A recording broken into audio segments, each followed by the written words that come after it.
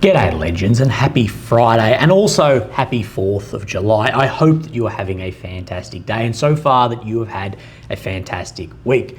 I went down to the Fort Worth stockyards yesterday and watched the rodeo, and there is no way in the world you would ever get me on one of those bloody bulls.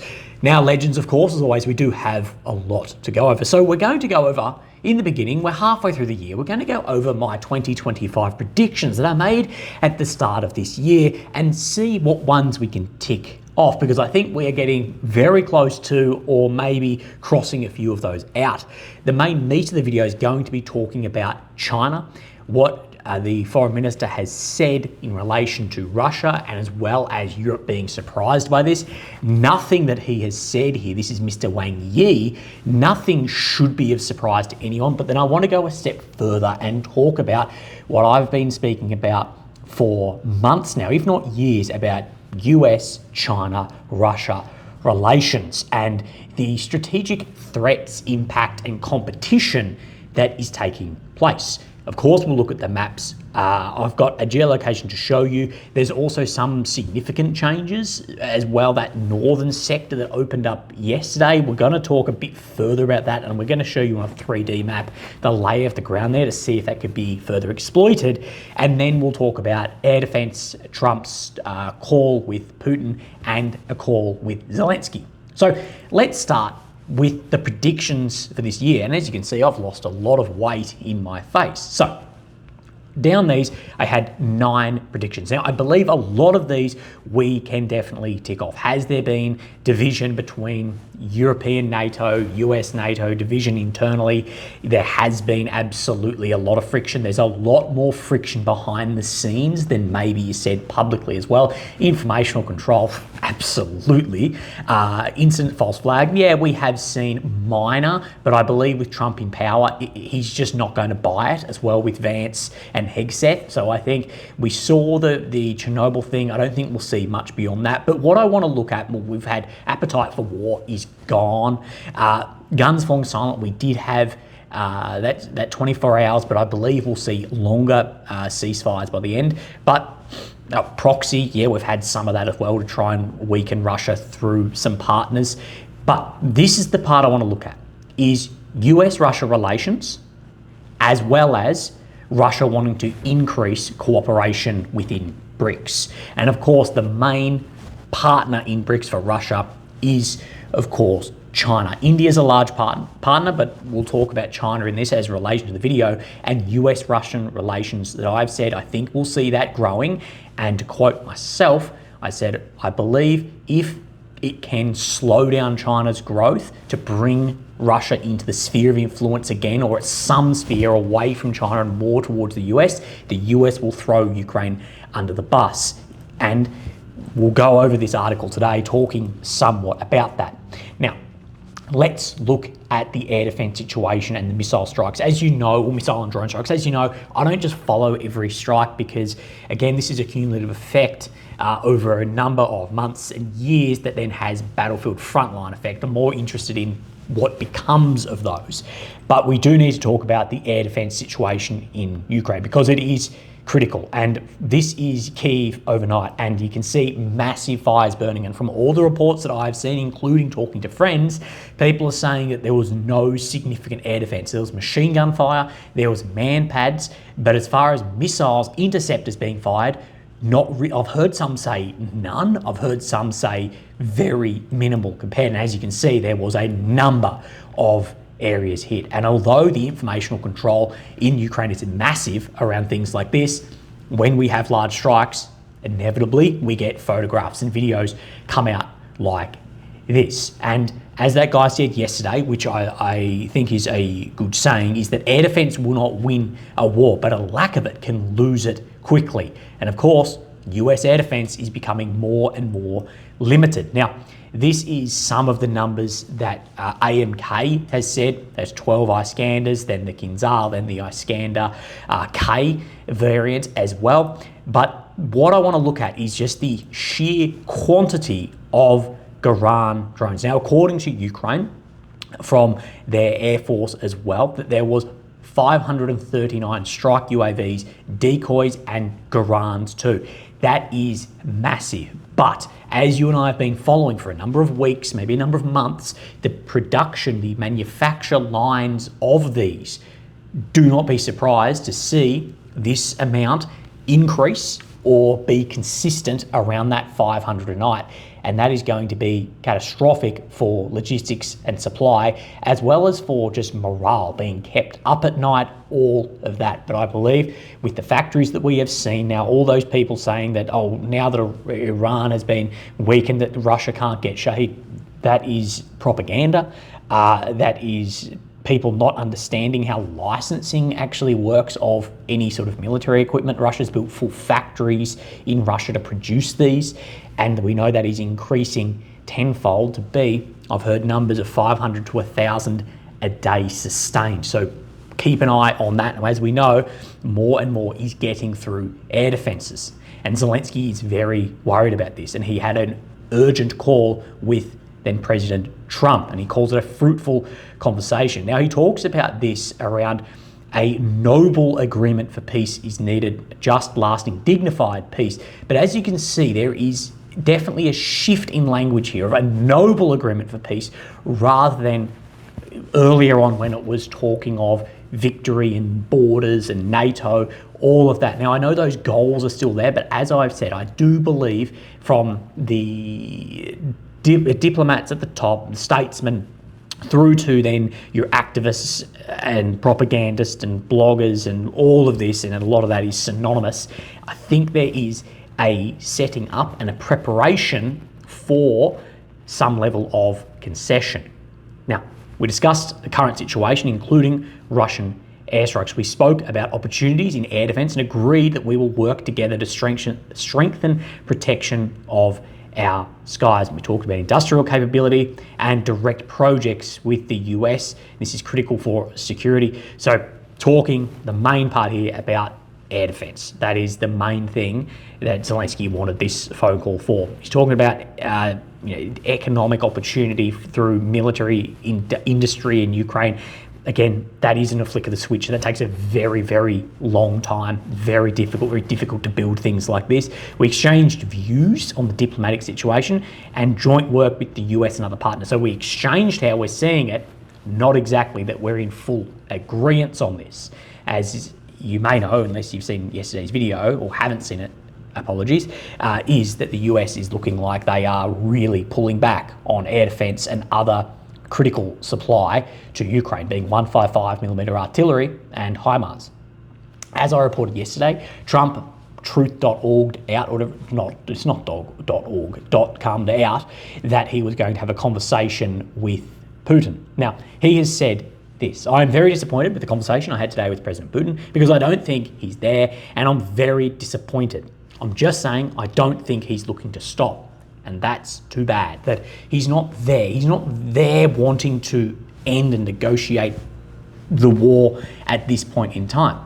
And this is what I've been saying. And this is the tragedy of attritional warfare, is it gradually gets then worse, and your ability to resist declines as the ability for offensive can incline on, then it can grow on other sides, and that's the bankruptcy of attritional war that then occurs.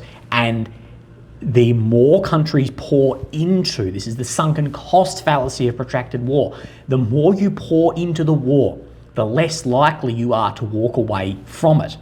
Russia and Ukraine have poured billions into this. They've poured hundreds of thousands of men into this. They're not going to just walk away. But also with the messaging we're seeing, with the map movements, with the frictions within NATO, within the West, all of this, the limited supply, Putin, in my opinion, he can smell blood in the water, and he's going, we will just continue and we will reach some of these goals militarily or get a better deal. From today, so the 4th of July, let's talk 3 months' time. Do you think that Russia will be in a better or worse position now to demand more in a negotiation now or in 3 months? I think anyone watching my channel will say in 3 months it'll be in a better position, and 6 months it'll be in a better position again. That's the problem. Unless he's forced to stop militarily, why would he? It's the carrot or the stick. The stick isn't working, the stick isn't large enough, and the large enough stick can't be supplied due to our manufacturing falling out the arse over the last 3 or 4 decades. Now, therefore, you have the carrot, and no one's prepared to lean in and offer what isn't occupied or some of these deals as well. What we do know is Putin has been very clear on what he wants to walk away with, the 4 oblasts and NATO, primarily those. And he has been very, very clear it'll either be done diplomatically, it'll either be done signed off on a bit of paper, or it will be politically forced. That war is politics by other means, but it will be forced by the trigger, and that one way or the other. But what I'm saying is right now, Russia is in a better situation than it has been in the previous 3 years to reach these goals. And that, mixed with sunken cost, smelling blood in the water, it's going to be incredibly difficult to stop the war, and going to be even more difficult if the demands grow. This is where I agree with Mr. Mearsheimer, or Professor Mearsheimer, when he said end of 22, when Ukraine had those sweeping offensives, that was the high waterline. And to be fair, it looks exactly like that at this point in time, and we're probably a few 100,000 lives further down the track since then. He says, I didn't make any progress with him at all. And speaking to reporters, he left Washington for Iowa. He spoke about the pause of weapons, and we haven't completely paused. He blamed, of course, Joe Biden, basically saying he gave away that much, it threatened ourselves. We're giving weapons, but we've given so many weapons, but we are giving them.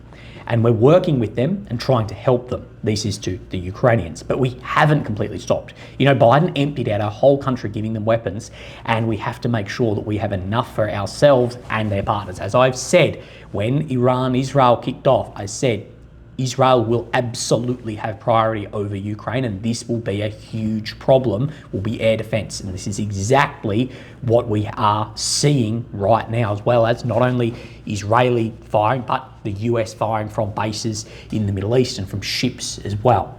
And we are seeing that now come to fruition. And at the end of the day, as we'll talk about with China in a second, America is America first.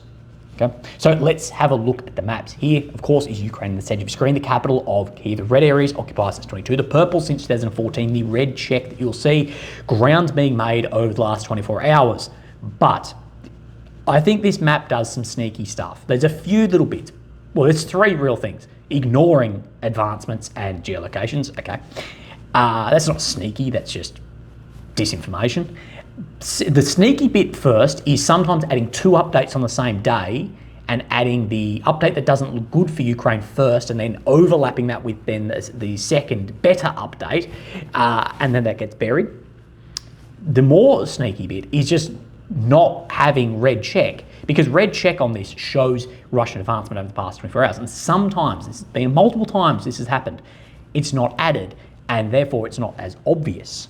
I don't know if it's done maliciously, but the amount we see it done concerns me. So let's have a look here. Of course, we'll come up into the north. Now, ignore this red check for now. See this? This is new. This is Malove. Now, what I showed you yesterday, and I said I could be wrong on this, is I showed you a geolocation just in and around here in Malove of Russian forces flying a Russian flag and a unit flag in this area. Now, this has grown. There was nothing here yesterday, and now this has come to about 4 kilometres. So if we go border area to the extreme, there, 3.86 kilometres. That is a long way. Go and walk 4 kilometres. That is a very, very long way. Now, what I said was I don't believe that this will be our main axis. A lot of these border areas, the defences sit significantly far back, but also Ukraine's ability to man defences, it's difficult around Pokrovsk. It's very, very more challenging if you're talking the whole entire front line. And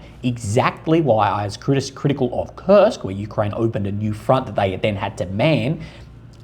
Russia, being numerically superior, may be able to open new areas, and Ukraine's going to have to mobilise a whole bunch of soldiers in this area, and there's no strategic reserve. There is some reserve, but that's rotation. It's going to be moving guys away from the front or off their rest, And I would not be surprised at all if we see more little bits like this just to lengthen the front line. I wouldn't be surprised at all to see this. So let's have a look around the north here. Now, let's firstly confirm this. This is AMK mapping. He is talking specifically about this, and his map, it does really match the deep state here. As close as we could ever wish for. They crossed the international border, Kharkiv Oblast, and achieved localized breakthrough to the opposite tactical heights. Russian forces advanced from their positions in border areas of Belgorod Oblast, crossing then the river. Reinforcements were brought over the river and into the bridgehead, which allowed for intensified attacks in all directions, rapidly expanding the zone of control, not only to include the rest of Malove, but also the forests to the west. Ukraine has very few troops defending this area, mainly due to the situation on other fronts, and suffers from logistical issues. Russian forces were able to exploit their initial advances and turn it into a localized breakthrough. Once positions were established in the eastern parts of the forest, they were able to push deeper while bringing in even more reserves, reinforcements to hold the flanks. Now, as we can see, there's movement just to the east of here. We'll talk about that in a second. Again, Syriac map confirming both of these, Milove and the one around Stroivka as well. The one around Stroivka here too, confirmed by AMK. So we can confirm a lot of movement in here. And this is what I have been saying about this sort of warfare. If you have a large disparity of just troops, is you can push on different sectors. And exactly what Russia is doing is pushing on multiple sectors that Ukraine has to move troops to here, and then they'll push in the south somewhere. So we'll see this push up in the north here, and then what we'll see is probably movement down in the south or the east. And then we'll see this stall, and then we'll see then troops move back down there and back up. And that is just that Brusilov offensive at play, that you, and attritional warfare, that you just push on multiple different sectors and achieve small breakthroughs until you start getting then line collapses. It's a cruel thing, and it's very, very difficult to actually stop. And this is significant in here. This is 24 kilometre squares. That is a large amount. And if we have a look, I did say I believe July is going to be a record month, and it is the 4th of July. And we are at 102.9, so 103 kilometre squares according to Deep State map. Now, probably significantly more than this, probably 10, 20, 30% more going off previous months. Although, of course, June was very close between, but still. We can see this is looking like it may be a very large month. We go back the year before and we can see almost there already. So I'd be keeping an eye out on all of that. Now, let's then move our way just down a little bit to where concerns me the most. Now, there's two fronts in here. We refer to this as Pishani, this as Terni. And this in here is Oskal Waterway, where Russia has reached where my thing is at the moment, the water here that's blocked off movement, and to Karpivka in here has then created about a 12 kilometre gap between Karpivka, Lozove, which I have been calling a fatal funnel due to barrel and rotor artillery, to drones. So let's have a look in here. This is what I've said, is this area in here. What I've been saying is, I don't think we'll see Russia actually push in any of these sectors to try and really take back ground. I think they'll try and expand this bit here, so get to Karpivka, expand and fatten that to create this fatal funnel and create a further rate of attrition in this sector. But if we see even Russia pushing back in here, I've been saying I wouldn't be surprised. And I believe today that is what we are seeing happen. That they will happily give up areas around here, wherever, to hold this sector. And as I've said, Ukraine has been doing counterattacks in Karpivka, in Rydkadub, to try and push this back too, which I believe, if I was looking at this, that is the area I'd be pushing if I was Ukrainian command, trying to free up this to not create just a fatal kill box in here. So let's have a look at this. So let's firstly talk on this northern sector, Zarazove, Senkove. Now, as the Russians have reached from Pishani to Senkove, it has reached this reservoir and has blocked off the Ukrainians' northern supply. We are seeing that there are some counterattacks in here pushing up north to try and unblock this. Okay, so this is Syriac maps confirming this. Again, Zarazove was never shown on this map, so Deep State can't show it. AMK, he talks about the same movements in here as well. So not surprised to be seeing this at all. And I do believe this has created two problems. Kupiansk is now split into east and west with only movement out through then the western sector. You can't go south. So we know those the waterways in here and bridges are getting targeted. And of course, the kill box that we have seen developed in here. And let's then go down into then Novomyalivka sort of front line in here just before Novi Mir. And one thing we look for is we look for when TOS is used, because the Russians use TOS before they storm an area. And as I said, trying to fatten this, we see right here, so this is the Karpivka area, right in here, we do see footage geolocated today showing use of TOS thermobarics. Of course, these are a devastating weapon, but really efficient in clearing tree lines or underground areas right in here. This is exactly in line with what I've said about fattening. Now we'll move just up a little bit in here. We have on the Borova front, Persho-Travneve, Zeleny Hay, AMK. He's showing that the Russians made some advancement around Zeleny Hay. I think this will be maybe opportunistic. I can't see wasting of resources to try and push in any sectors in here, given the situation that now has been developed on the ground. Now, let's continue pushing our way down. Then we see more red check on this map. We see this red check around Velika Novosilka. That Podubny has most likely come under control, further control out from Verivkia. Again, I think from here all the way down to Verivkia, in my opinion, this is all under control, and this is where we'll see axes that were developed in June become large kilometre squares in July. I do have a Velika update in here, so we can see again these axes through Podubny. We know the axes here, but it's not showing this fill in. So it's showing the western extreme, but not the filling from Zaporizhia down to Komar, although it is grey zone. That will get updated at some point. We can see this movement out as well, where he's been showing from Verivkia for some time, and movement just above to the north east of Shevchenko, just in this sector as well. And again, this is going from multiple axes meeting into one, and we'll start seeing that exploited in this data, as in my opinion, we already are this early in the month. Now, while we're in the south, let's continue. Let's come down. We have, of course, then the Kamyanske area. Suryak, he was behind yesterday, but he's caught up on this, showing 80% he claims is under control. Now, an area which is being ignored is Chasiv Yar, and we see even the most pro-Ukrainian accounts calling out the ignoring of this now. Now, Chasiv Yar, in the last 4 days, the Russian Army made new advances in Shevchenko district, taking over control of most of it. And realistically, Chasiv Yar, you couldn't say at the moment it's all come under control, but it's this sector in here is very, very close to coming under Russian occupation. And that will be very major, and that will end a very, very long battle also.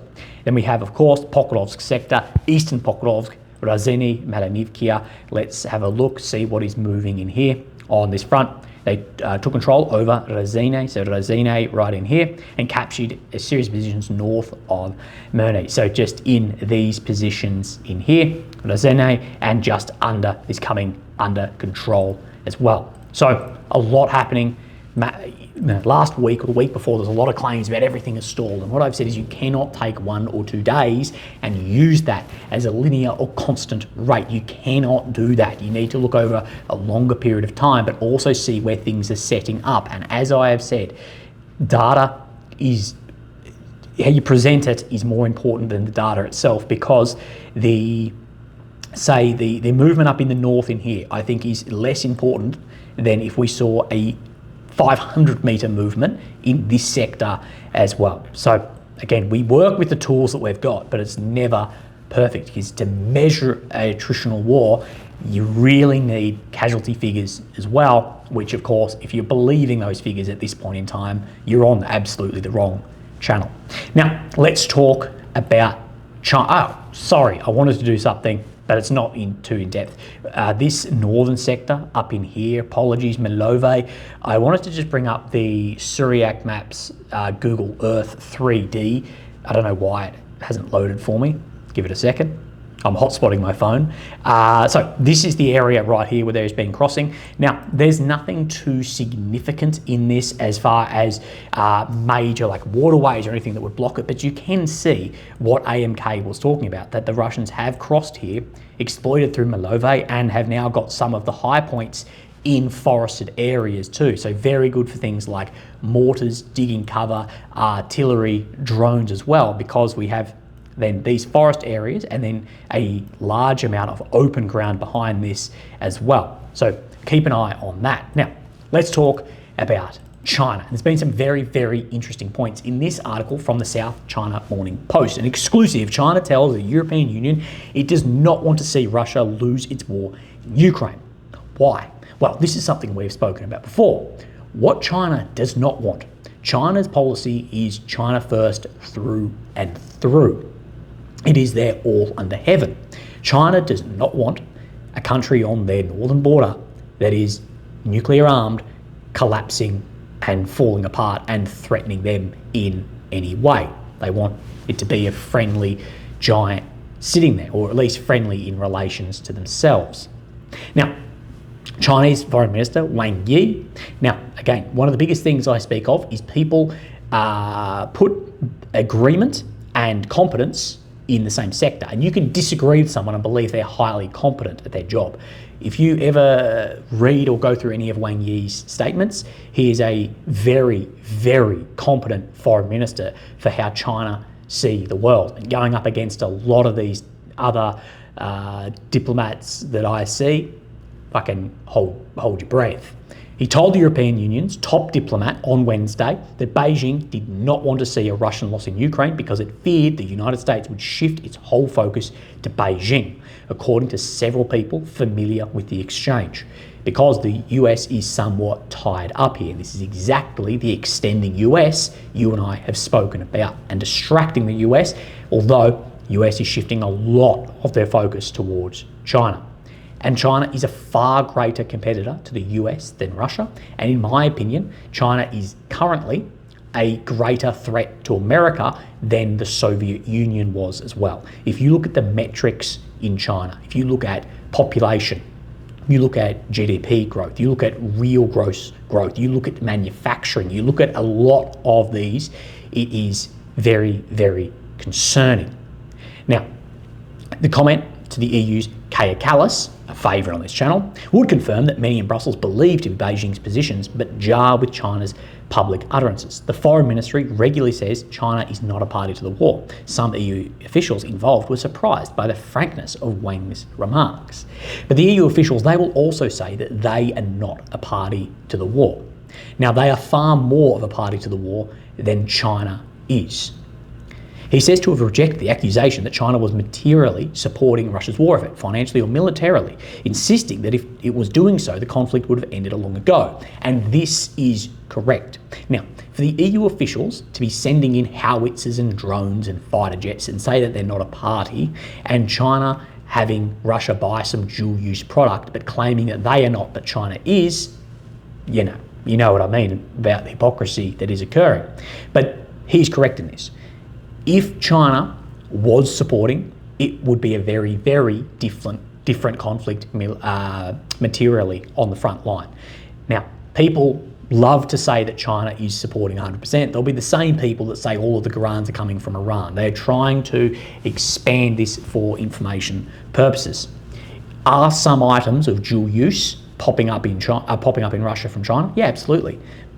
Everything I own, this is DJI, and if this is a microphone case, if that was somewhat used militarily, yeah, everything is from China. Every single drone on the front line that Ukraine's using, do you know where they come from? Do you know all the parts in that? But what I'm getting at is, if China was 100% in on this war, really supporting, they would have no financial problems. Trust me, any resource that Russia wants to get rid of, if China could buy a lot more, and Russia will sell it to them straight away, and it wouldn't be 500 grants, it'd be 5,000. China's manufacturing capacity is unbelievable. It is. People underestimate how massive it actually is of bits and pieces. Like, look around your room at the moment and tell me what wasn't at some point made in China. During the marathon 4-hour debate on a wide range of geopolitical and commercial grievances, Wang was said to have given Kallas, the former Estonian Prime Minister, who only late last year took up her role as the bloc's de facto foreign affairs chief, several history lessons and lectures. I fucking bet he did, because she comes out with some wildly inaccurate bits and pieces and is, I think, actually a real threat to the EU, in my opinion. I'm not a European, so whatever, I don't care. Well, I do care because I want to see Europe succeed. And as I said, that Wang, if you listen to him speak, is a proper old school realpolitik academic, and they say this. EU officials felt he was giving her a lesson in realpolitik. I think a lot of these leaders need to go and read some like Kissinger, some Bismarck, whatever, about what realpolitik actually is, and read some Clausewitz too, part of which focused on Beijing's belief that Washington would soon turn its full attention eastward.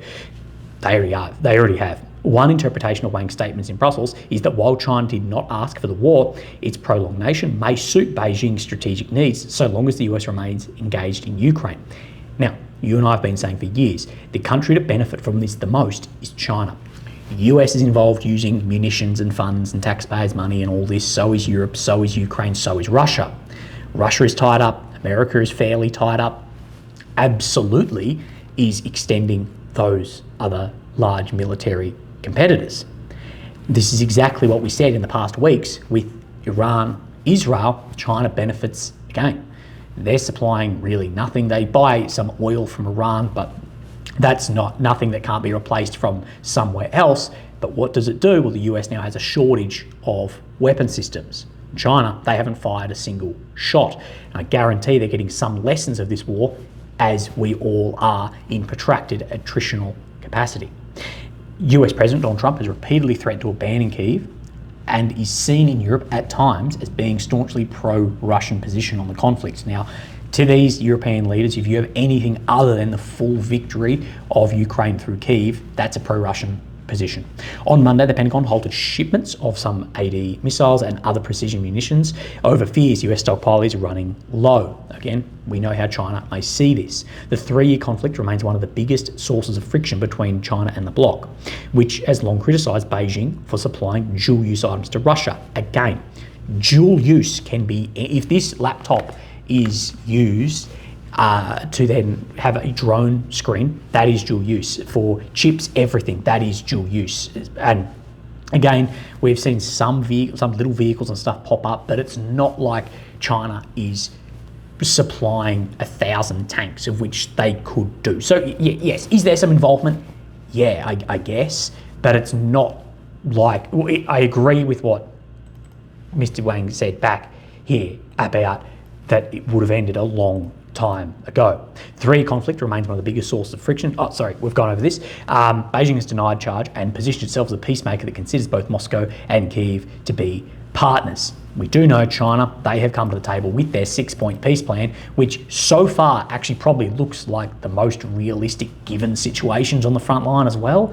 It's got to be at least 2 years ago we saw that.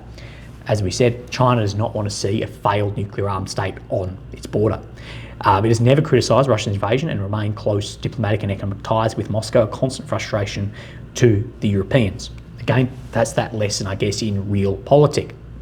The sources said Wang told Kallas that 2-day summit itself could be cut short, in a hint that Beijing is not happy with how the EU is positioning itself ahead of the event. And again, China, you need to look, if you want to look at China through a lens, you need to look at China first to the absolute extreme and the historic way of all under heaven as well, that they see China as the centre and that everything revolves around that. But we also see historically that's why strategic patience is such a massive part of their military, their overall grand strategy as well, and not just expanding out from what they recognise as their borders as well. So this is why I've tried to say competition instead of strategic, like military threat. Is China a military threat to America? Yes, it is, but it's more the competition of the manufacturing, the money, the population, and strategic patience on that rather than actually a hot war then developing. The bloc is set to blacklist 2 Chinese banks for flouting its sanctions on Russia, so basically secondary sanctions. So again, you can see why he's pissed off about this. He repeatedly vowed to retaliate if the lenders were ultimately listed. So again, sanctioning Russian banks for going against your sanctions. The EU continues to take Beijing to task on trade matters with dozens of investigations into subsidies, dumping, other market distorting practices underway or in the works. Now, let's continue on this. More recently, the sides clashed on Chinese restrictions on the export of rare earth elements and magnets, which have caused some European companies to stop manufacturing lines. This is a huge problem militarily. The bloc relies almost entirely on Chinese supply. Without it, it cannot make anything from planes to advanced weapons to cars and refrigerators. Now, does that not mean if the European companies on their manufacturing lines are using Chinese magnets and rare earths in advanced weapon systems, planes, etc., and that's a dual-use item that's then going from Europe to Ukraine to fight the Russians, aren't they participating on both sides then? But we do see China, and this is a lot in response to American tariffs, is really pulling back on that export as well. And this is where I've spoken about this is why Russia will want to push more on BRICS in that prediction to draw the rest of BRICS to try and de-Westernise, de-dollarise, because it will help the Russian economy, but also cement that then economic alliance more.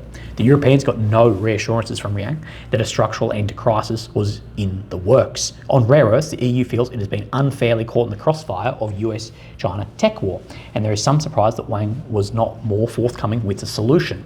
One source described his position on the matter as dismissive. The view in Brussels is that the grueling encounter, interrupted by a dinner of chicken and cheesecake, fucking love cheesecake, does not bode well for the summit on the 24th and 25th in Beijing. But what I'll say is, I don't see how anyone is surprised by China acting like a great state on the world stage. At the end of the day, I don't agree with this happening. I want global trade and peace and blah, blah, blah. I want that. I want to sing Kumbaya around the campfire with Xi and Trump and Kaya Kallas and Margaret. I want to do that, but that's not how states of this amount of power act, especially when there's tariffs on them and then threats being made as well. Earlier on Wednesday, Wang met European Council President Antonio Costa and European Commission President Ursula von der Leyen. EU sources said the two presidents were on the same page with each other and callous on all major issues. Foreign Ministry from China said there's no fundamental conflict of interest between China and the EU. They have a broad common interest. Europe is currently facing various challenges, but none of them came from China in the past, present, and future. You can't blame China if you're having problems with your manufacturing, you're having problems around economy, X, Y, Z. China may be able to move that here and there, but again, a lot of what is taken as Chinese threat or like even warfare, the more I look at it, it goes, yeah, but that's competition in the market. Say one of the big ones that showed, I think, some colours here was Biden talking about BYD being funded somewhat by the CCP to compete with American car manufacturing. And what I said was, but that's a business competition. I get why it is a threat to American business interest, but that isn't what I don't take that as strategic warfare, soft warfare. I take that as trying to boost their industry, same as if America subsidised Tesla massively instead of foreign car makers around taxes and everything. Isn't that very similarly? And that's why I've tried to use the word competition more. But you wouldn't be looking that way to talk about problems that are developed in Europe, because Europe's problems have been developing a lot longer than China has been a player on the grand chessboard of major powers. The two sides should respect each other, learn from each other, develop and progress together, and make new contributions to human civilization. Okay, but China, what they don't want is Russia, a failed nuclear state, Soviet Union 2.0, falling apart on their border. They want to work with Russia. Trump is terrified of China, and he should be. As America, who has a regional hegemon, China becoming a regional hegemon, he should be terrified of China for many different aspects. I've long reported that America's main competitor is China. Russia solves all of the primary issues China has in a protracted war, but not only protracted war, but in like a Cold War competition. They solve a lot of problems for China. Massive amount of food export, ports in many different seas and areas, huge amount of resources, some technologies. Now, there's a lot of tech like AI and whatever that China is far more advanced than Russia in, but nuclear propulsion, ability to get into the Arctic with icebreakers, with bases, etc. I believe too high efficiency jet propulsion engines like turbine, as well as underwater warfare submarines and anti-sub warfare. That's where Russia sit ahead, so some technology, and of course Russia will want access to some better Chinese AI, blah, blah, blah, technology as well. But what I'm saying is Russia and China solve a lot of each other's issues there. And what I've been saying is a realpolitik leader like Trump will throw Ukraine under the bus if needed to bring Russia back into the sphere of influence and away from China. There's a saying of raison d'etat or reason of state in French, that a state must do whatever is necessary to preserve itself, even if that means violating norms, treaties, ethics. And America has no permanent friends or enemies. It has strategic interest, and we have absolutely seen that with Trump's tariffs and the way that the US, when threatened, operates on the chessboard of international politics. That is how states at that level operate. Whether you like it or not, it is the way that it is. And what I've been saying is America, they want to push the clutch in a bit on China's growth. And one way to do that is to try and bring Putin away from Xi. And is this possible or not? Now, this is where there's a point of argument, and you can argue this in the comments. Some say it's too far. The more pro-Russian crowd will say no, that Putin's been so pushed away that he's now gone into the orbit of China. And there is a somewhat idea that too, China can be using Putin as a bit of a bloodletting strategy to weaken the West. And I've said that there is absolutely a way that Ukraine used to extend Russia, that that China can use Russia to extend the West. But another piece in this too is, people aren't going to like me saying this, but traditionally, Moscow is a European city. And if you were to, if you look at from religion through to literature, through to art, etc., America and Russia, in my opinion, are far closer in those sectors culturally than China and Russia. And that may be able to swing back and forth. We'll see. That is where what Kissinger said, I believe it was him about Russia, it's in World Order. He said, he talks about why Russia is very violent in war. And he says that Russia has European discipline with Asian tyranny. And that is what we see taking place in a war like this. Legends, I hope that you're having a fantastic day. I need to go get in the car, go to Austin. I've got a special interview that I'll bring you. If you've got to this point in the video, you'll see that tomorrow or the day after. Thank you very much, and I'll speak to you tomorrow. Okay, bye-bye.